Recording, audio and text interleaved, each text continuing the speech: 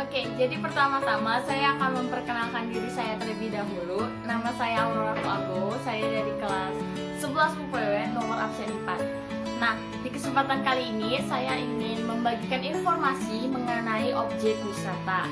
Nah, seperti yang kita ketahui, saya membuat video ini untuk menyelesaikan tugas salah satu mata pelajaran di sekolah saya. Jadi, mohon bantuan dan supportnya dengan kalian memberikan tombol like, dan juga kalian bisa memberikan kritik dan saran di kolom komentar, dan bisa juga share supaya juga video ini bisa bermanfaat buat kita semua, dan ya kita kerjasama aja ya guys ya.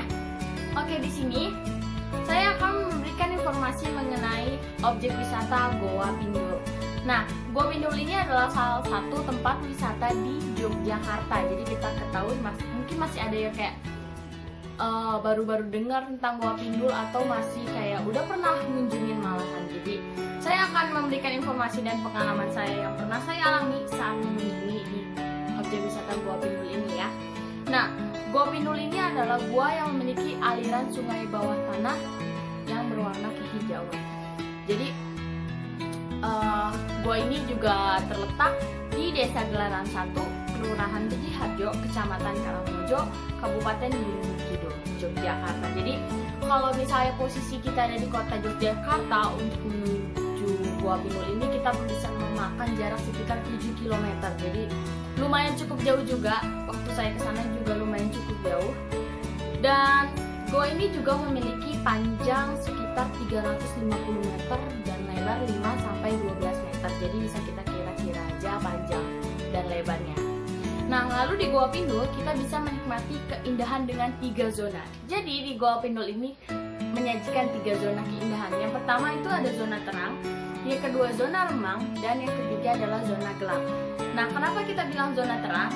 Karena di Goa Pindul itu, menurut pengalaman saya, kita tuh menyusuri guanya tuh nggak bisa jalan kaki, maksudnya nggak bisa jalan, nggak bisa santai-santai juga. Jadi kita tuh bakalan menggunakan pelampung dan ban. Jadi posisi kita tuh kayak berenang gitu.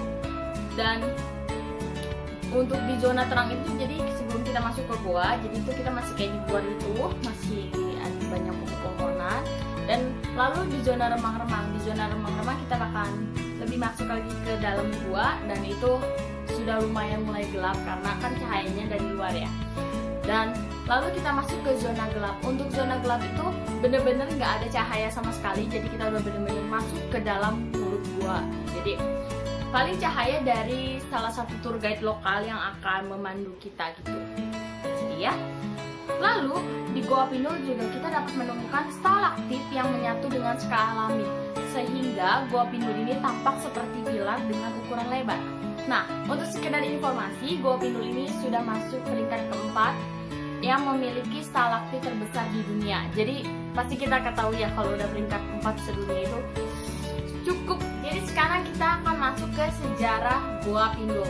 Sebenarnya untuk sejarah Goa Pindul ini saya belum bisa memastikan ini benar-benar atau gimana, karena ini saya mengambil menurut masyarakat sekitar, karena untuk sejarah Goa Pindul itu masih 50-50, jadi masih kayak kata ini kata itu gitu. Jadi saya mengikuti menurut kepercayaan masyarakat setempat ya. Karena katanya pada zaman dahulu itu ada seseorang pria yang bernama Joko Singulu yang tengah mencari sosok ayahnya yang hilang. Karena ia sangat khawatir, ia pun terus berkelana mencari sosok ayahnya hingga pada suatu saat ia sampai di daerah Gunung Kidul.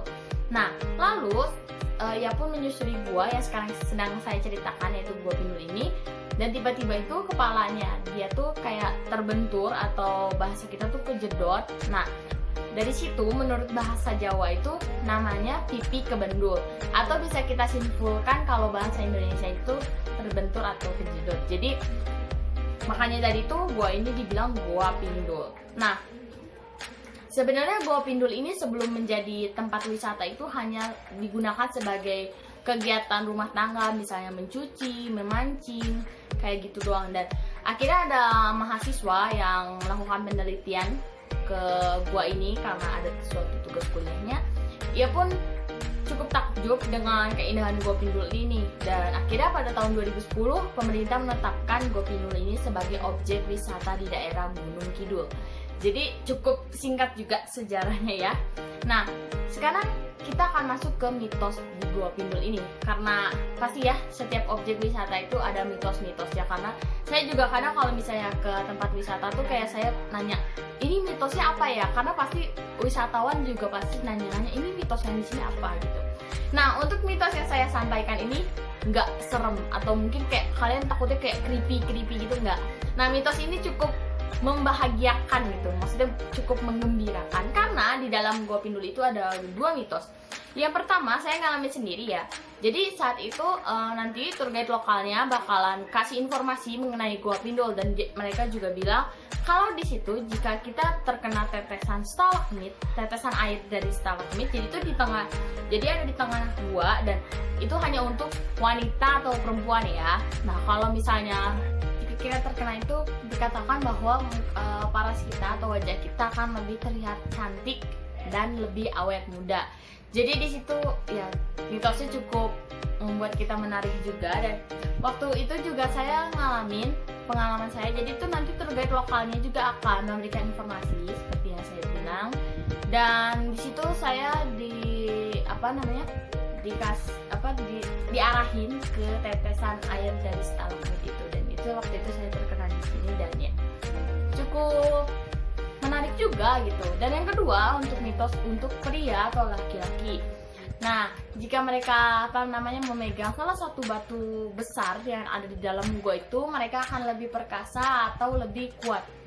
Jadi ya, jika kalian penasaran, kalau kalian ingin mencoba, silahkan kalian datang ke Gua Pindulnya juga untuk kita menghormati apa yang ada di situ. Jadi kita ikutin aja untuk menghargai juga. Nah, lalu selain itu di Gua Pindul juga mempunyai fasilitas. Fasilitas yang mereka tawarkan yang pertama, wedang pindul. Nah, untuk para pencinta wedang pindul, kalian bisa berburu wedang pindul di situ. Lalu di sana mereka juga menyediakan rompi atau pelampung, karena ini sangat penting banget. Karena kalau kita masuk ke Gua Pindul itu posisi kita kayak gini, terus kita bakalan ditahan oleh ban pelampung sama pelampung. Jadi kita kayak cukup berleha-leha, dan kalian jangan khawatir, mungkin nanti kalian terus nanti yang narik ban kita siapa, terus yang ngayu siapa. Nah, yang ngayu semuanya itu tour guide lokal. Jadi nanti yang paling depan itu ada tour guide lokal kalian, dan itu tour guide lokal akan memberikan informasi. Lalu mereka akan menyediakan sepatu karet ya, sepatu karet kalau ada yang mungkin ingin menyelam ke dasar Gua Pindul, tapi kayak nggak mungkin juga karena Gua Pindul itu cukup mempunyai kedalaman yang cukup dalam. Lalu mereka akan menyediakan bangun pelampung ya. Lalu ada locker. Untuk masuk ke Gua Pindulnya kita nggak boleh bawa barang-barang, jadi kita cukup bawa HP aja, dan saran saya kalian bisa bawa kayak namanya pouch yang waterproof gitu. Saya waktu itu pakai itu, cuman bawa HP sama uang doang. Lalu ada kamar mandi. Nah, kamar mandi ini untuk membilas karena kalian bakalan basah-basahan juga masuk ke Gua Pindul itu. Dan yang terakhir adalah tour guide lokal. Untuk tour guide lokal nanti kalau kalian misalnya rombongan, kita bakalan dicampur wisatawan sih, nggak rombongan-rombongan. Jadi itu misalnya di ban. Nah, nanti bannya itu bakalan disambung-sambungin lagi gitu. Jadi kayak kita bakalan dicampur sama wisatawan. Di objek wisata Gua Pindul menawarkan beberapa paket, yaitu misalnya kita nggak mau ngunjungin Gua Pindul aja, pengen ngunjungin yang lain tuh ada. Yang pertama mereka akan menawarkan yang pertama Gua Pindul, yang kedua rafting oyo trek panjang, yang ketiga rafting oyo trek pendek, lalu Gua Gelatik dan Gua Tanding. Jadi kalian bisa ngunjungin semuanya dengan paket wisata yang mereka tawarkan juga. Nah, selain itu mereka juga menyediakan paket wisata untuk kegiatan outbound. Jadi untuk acara-acara tuh mereka juga sedia, dan juga paket makanan dan paket homestay. Jadi pokoknya kalian jangan khawatir atau kalian kayak aduh nanti gimana, mereka sudah sediakan fasilitas itu, udah sangat cukup lengkap juga. Jadi kita nggak usah khawatir, dan kita cukup berlibur untuk mencari kesenangan gitu. Sebenarnya kalau kita ngunjungin objek wisata gua itu kayak pengalamannya itu berbeda banget. Pasti pengalamannya lebih menarik lagi, lebih menantang juga. Jadi kayak itu menurut saya saya ngunjungin Gua Pindul itu kayak menurut pengalaman saya sih cukup menarik juga, karena saya jujur saya belum pernah ke gua kan. Terus waktu saya masuk cukup menarik juga, indah sih, dalamnya cukup indah banget. Dan nanti kalau saya juga pengen banget mengunjungin Gua Pindul lagi, tapi karena situasinya masih kurang kondusif ya, kita masih dalam masa pandemi COVID-19 ini, jadi ya kita berdoa aja semoga pandemi COVID-19 ini segera berlalu dan kita bisa menjalankan aktivitas kita kembali dengan berjalan. Sepertinya segini dulu informasi yang bisa saya sampaikan. Semoga apa yang saya sampaikan, apa yang saya berikan bisa bermanfaat dan bisa berguna buat kita semua sih. Dan kalian jangan lupa kasih tombol like ya, kalian jangan lupa kasih like. Terus kalian bisa memberikan juga kritik dan saran atau pertanyaan. Saya bakalan jawab sebisa saya ya. Dan kayaknya segitu dulu aja. Terima kasih kalian udah nonton video saya, dan semoga kita berdoa semoga nilainya saya bagus. Sampai jumpa.